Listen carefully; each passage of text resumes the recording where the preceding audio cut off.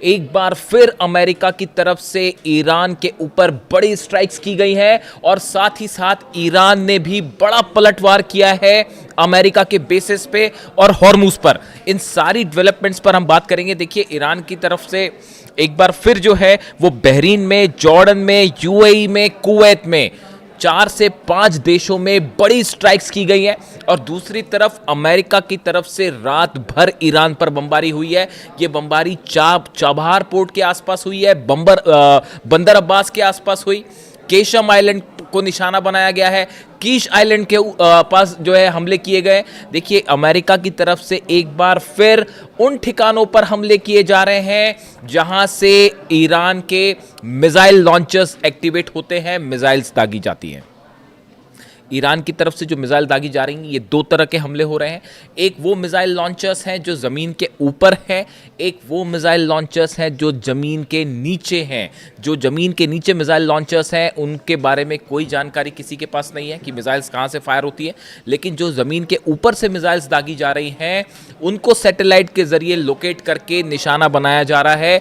Donald Trump की तरफ से बयान आया कि पहले हमारे टारगेट पर जो थे वो ईरान का न्यूक्लियर प्रोग्राम था। हम चाहते थे ईरान की न्यूक्लियर कैपेबिलिटी जो है वो खत्म हो, लेकिन अब हमारे निशाने पर ईरान का मिसाइल पावर है। अब देखिए, मामला वहां शिफ्ट हो गया जहां नेतन्याहू चाहते थे। नेतन्याहू की हमेशा से ये इच्छा थी कि सिर्फ न्यूक्लियर प्रोग्राम को लेकर बातचीत ना हो, मामला मिसाइल पावर पे भी रोक लगे ईरान की। ये नेतन्याहू शुरू से चाहते थे और देखिए वही बात अब होती दिखाई दे रही है। अल्टीमेटली डोनाल्ड ट्रंप भी अब वही भाषा बोल रहे हैं जो डोनाल्ड ट्रंप कह रहे थे, जो नेतन्याहू कह रहे थे कि मिसाइल पावर पर रोक लगाई जाए। इस तरह की बातें सामने आ गई हैं, लेकिन हकीकत ये है, जो असली खबर है वो ये है, ईरान की तरफ से एक बड़ी वार्निंग दे दी गई है अमेरिका को और उसके लिए एक टाइम लाइन जो है वो भी फिक्स कर दी गई है। देखिए, इन हमलों के बीच ईरान की तरफ से एक बहुत बड़ी वार्निंग दी गई है। अमेरिका को 3 दिन का वक्त दिया गया है, यानी कि 72 घंटे 72 आवर्स, जो कि कल से शुरू हो चुके हैं और जिसमें कई घंटे बीत चुके हैं। ईरान की तरफ से जो जानकारियां आ रही हैं सूत्रों के मुताबिक, ईरान की तरफ से अमेरिका को ये बात साफ कर दी गई है कि 0 आवर स्टार्ट होता है। 0 आवर का मतलब होता है जब ये टाइम फ्रेम दिया जाता है, जितने भी घंटे का दिया जाए, जैसे ही ये टाइम लिमिट खत्म होगी उसके बाद ईरान अमेरिका के सारे वॉरशिप्स पर हमला करेगा। अरब के जितने इंफ्रास्ट्रक्चर है उन पर हमले किए जाएंगे, अमेरिकी सैनिकों को निशाना बनाया जाएगा, अमेरिकी बेस तबाह किए जाएंगे। यानी एक ऑल आउट वॉर का ऐलान मान के चलिए आप इसको। देखिए, 0 आवर जो होता है अनाउंसमेंट, आर्मी और मिलिट्री से जुड़े लोग जो हैं इसका ज़्यादा इस्तेमाल करते हैं। इसमें एक प्रकार की चेतावनी दी जाती है, दुश्मन को एक टाइम फ्रेम दे दिया जाता है, जो कि ईरान की तरफ से 72 आवर्स का दिया जा चुका है अमेरिका को। और ये सब हुआ है अमेरिका के उन हमलों के बाद जो कि न्यूक्लियर इंस्टॉलेशंस पर हुए, खास तौर पर दारखुविन में जो हुए हमले। बुशर पर हमले हो रहे हैं, दारखुविन पर हमले हो रहे हैं, जिसको लेकर ईरान और आईआरजीसी की तरफ से बड़ा एक्शन लिया गया। इन हमलों के बाद अमेरिका को यह बता दिया गया कि अगर 72 घंटे के अंदर आपके हमले नहीं रुके तो हम ऑल आउट जंग का ऐलान करेंगे आपके खिलाफ और उसके बाद एक भी जहाज नहीं बचेगा। देखिए, आप हकीकत जानना चाहते हैं, हकीकत यह है कि हॉर्मुज में पिछले 12 घंटे के अंदर करीब 100 अबू मेहदी मिसाइल्स फायर की गई है। ये जानकारी सामने आ रही है। अमेरिका के 17 वॉरशिप्स जो हैं वो पीछे हटाने पड़े हैं अमेरिकन नेवी को। 17 वॉरशिप्स जो कि 1000 किलोमीटर से कम की रेंज में थे ईरान के, जो सूत्रों से खबरें आ रही हैं। ईरान ने जब अबू मेहदी मिसाइल्स फायर की, उस नेवी के जहाज़ों को, अमेरिका के वॉरशिप्स को, सबको 1000 किलोमीटर की रेंज के पीछे लाना पड़ा कि कहीं अबू मेहदी मिसाइल हिट ना हो जाए। अबू मेहदी वो क्रूज मिसाइल्स है, एंटी शिप मिसाइल्स है, जिसका इस्तेमाल ईरान कर रहा है पिछले काफ़ी वक्त से। अब हालात ये है कि हॉर्मुज में देखिए, पूरा हॉर्मुज जल रहा है। असल में ये जो 0 आवर का अनाउंसमेंट हुआ है, ये मुख्य रूप से अमेरिका की नेवी को वार्निंग दी गई है। देखिए, बेसिस पर तो हमले हो ही रहे हैं, जॉर्डन में हमले हो रहे हैं, बहरीन, कुवैत में बताऊंगा आपको नए हमले कहां पर हुए हैं। अमेरिका के बेसिस पर तो हमले हो ही रहे हैं, लेकिन ये जो 0 आवर का अनाउंसमेंट है ये खास तौर पर अमेरिकन नेवी के लिए किया गया है।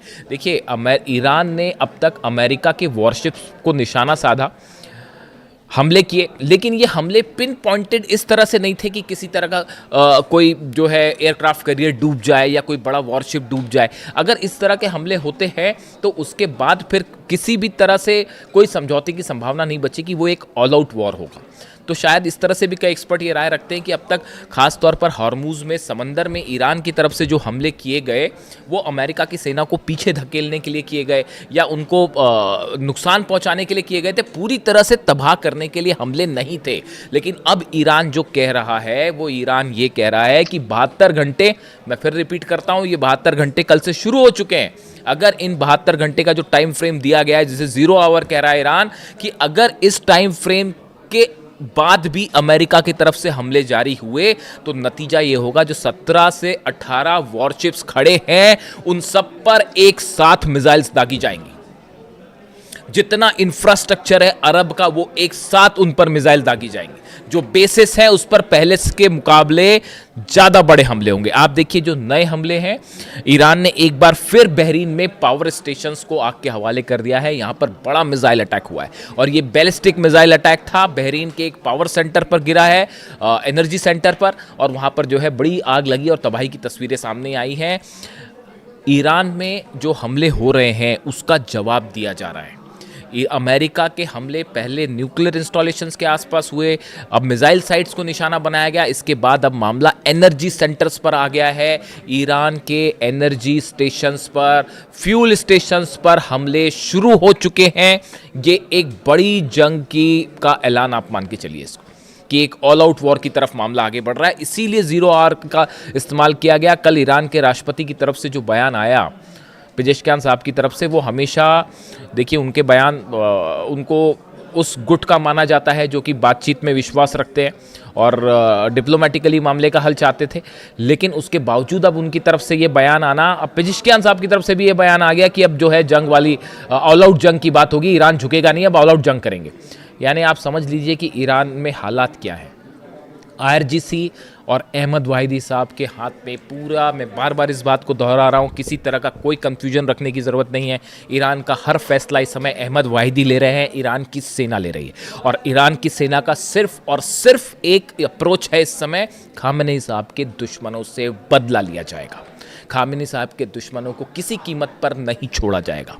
और ख़ास तौर पर ये जो हमले हुए इंफ्रास्ट्रक्चर पर, ईरान के अस्पतालों पर हमले हो रहे हैं, पानी के जो डिसैलिनेशन सेंटर्स हैं उस पर हमले हो रहे हैं। आप ईरान के लोगों को का पानी उनका ख़त्म करना चाह रहे हो।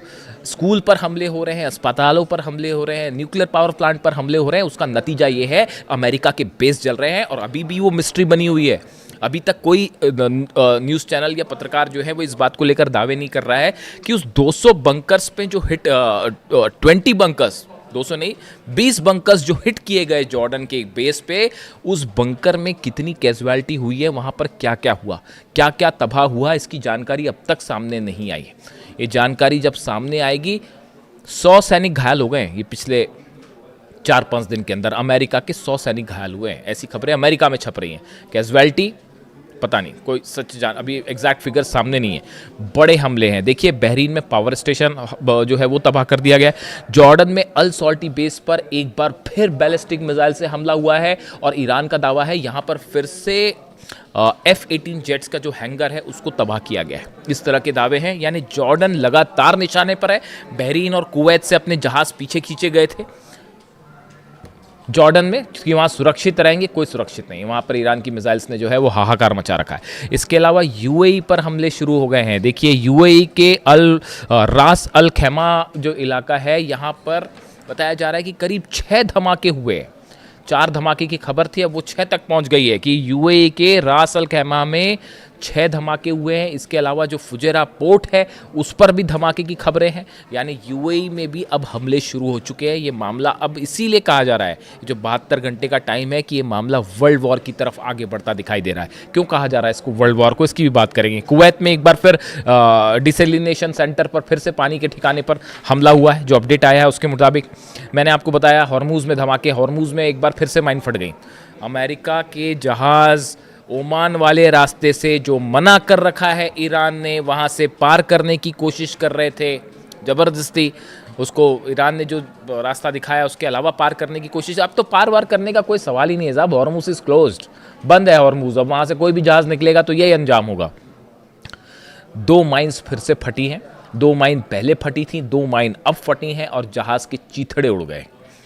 ये वो माइन्स हैं जो कि ईरान ने बिछाई हैं, ये वो माइन्स हैं जिसमें कहा जाता है कि किम जोंग उन ने मदद की माइन्स देने में। परमाणु प्लांट पर ईरान के लगातार हमले हो रहे हैं। इस बीच देखिए बड़ी खबर आई है कि पुतिन ने किम जोंग उन से फ़ोन पर बात की है, इस तरह की सूत्रों से खबर है।